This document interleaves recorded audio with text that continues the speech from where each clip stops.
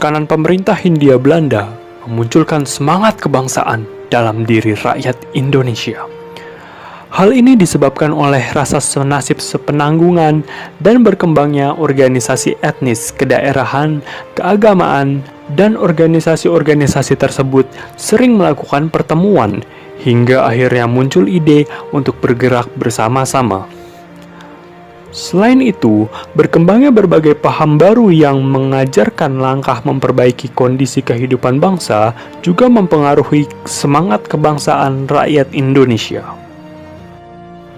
Berbagai peristiwa yang terjadi di luar negeri memompa semangat kebangsaan rakyat Indonesia, seperti kemenangan Jepang atas Rusia dalam peperangan menjadi inspirasi rakyat Indonesia bahwa Asia mampu mengalahkan Eropa.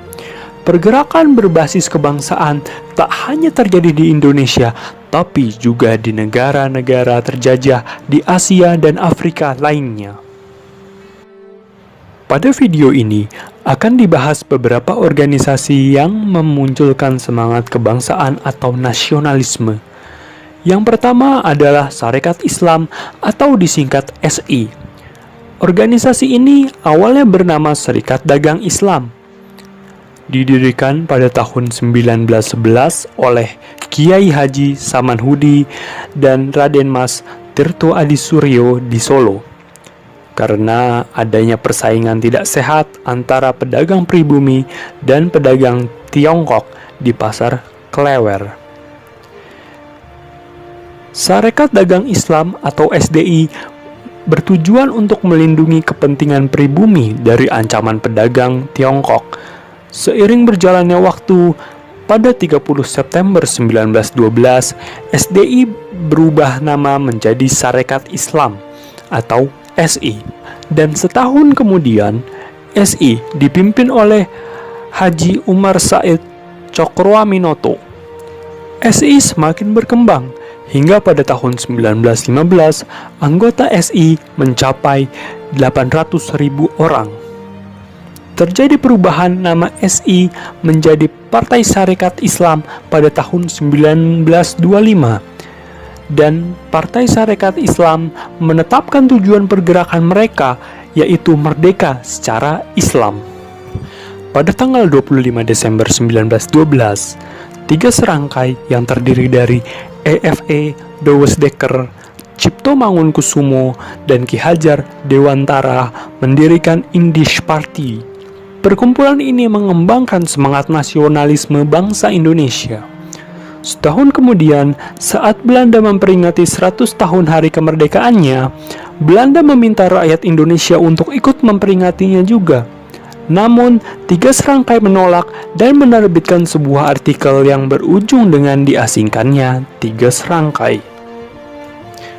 Pada tahun 1908, didirikanlah Perhimpunan Indonesia oleh orang Indonesia yang ada di Belanda dengan nama Indisch Vereniging. Beberapa tahun setelahnya, pada tahun 1922, berubah nama menjadi Indonesische Vereniging.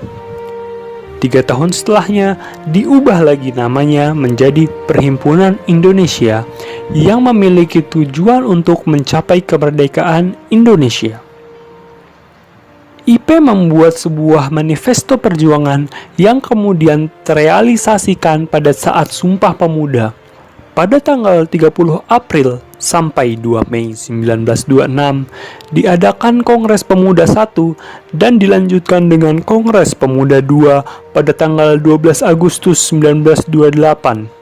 2 bulan kemudian, tepatnya tanggal 28 Oktober 1928, dibacakanlah Ikrar Sumpah Pemuda, diikuti dengan berdirinya Indonesia Muda pada tahun 1930. 8 tahun kemudian, diadakan kembali Kongres Pemuda III di Yogyakarta.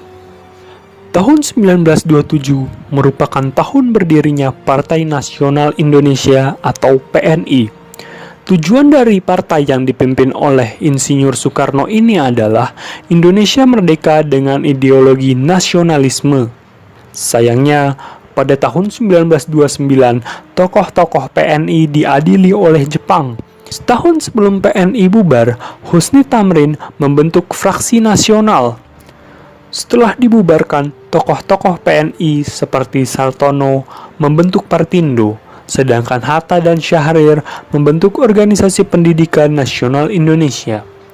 Pada tahun-tahun berikutnya, berdiri partai-partai lain seperti Parindra dan Gerindo. Tahun 1939 dibentuk sebuah federasi dari beberapa organisasi politik yang bernama GAPI. Pemerintah militer Jepang mengeluarkan berbagai kebijakan dalam mengatur Indonesia, seperti membagi 3 daerah pemerintahan militer, sistem pemerintahan berdikari di daerah kependudukan, dan propaganda 3A.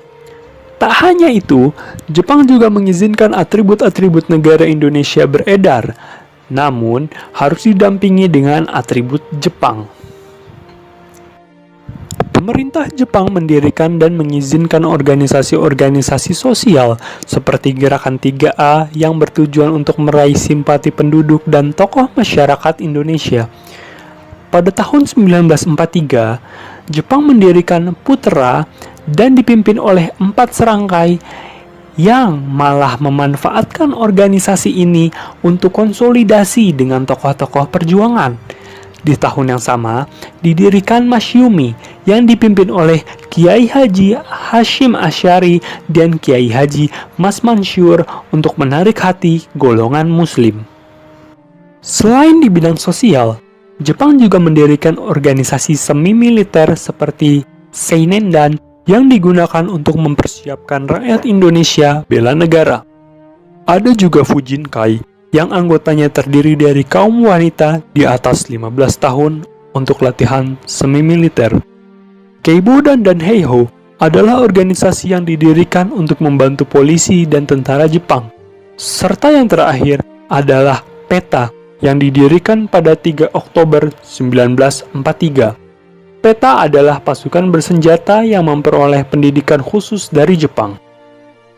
Di samping itu, perbudakan atau yang disebut Romusha tetap terjadi di masa kependudukan Jepang.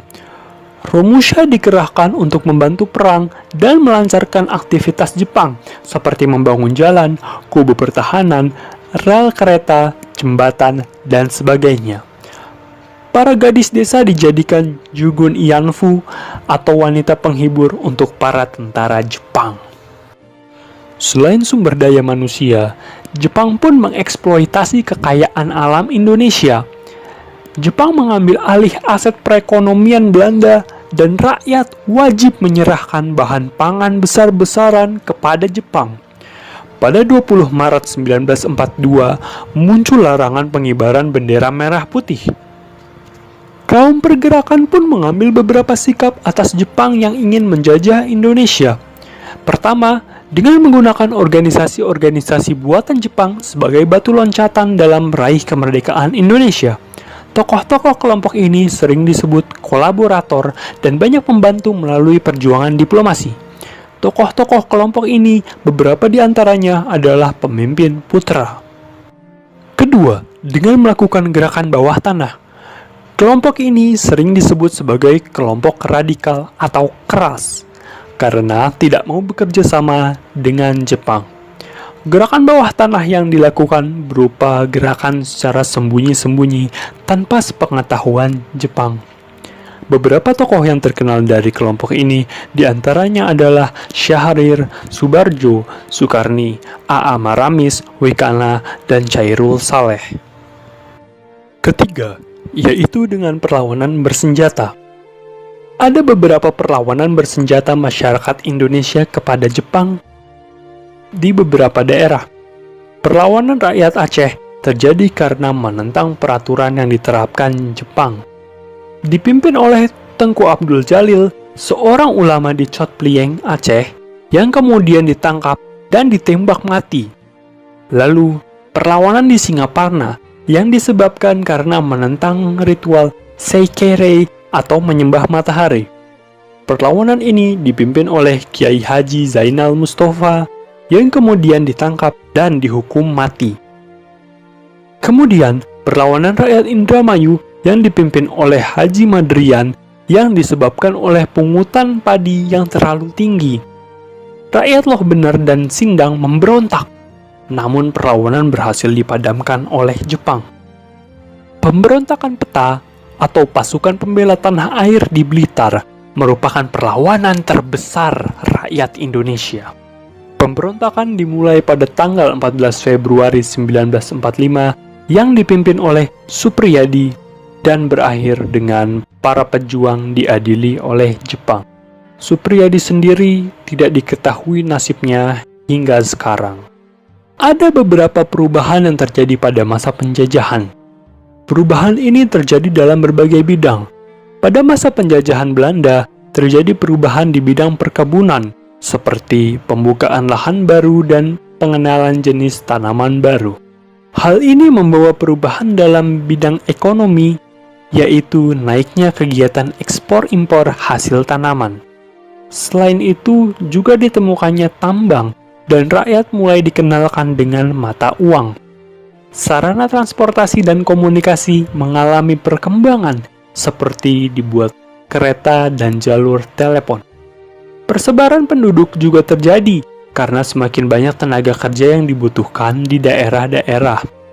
Dalam bidang budaya, terjadi perubahan seperti berdirinya bangunan bergaya Eropa, tarian-tarian Barat, penyerapan bahasa yang berupa kosakata, penyebaran agama Kristen, dan gaya berpakaian Eropa di lingkungan keraton.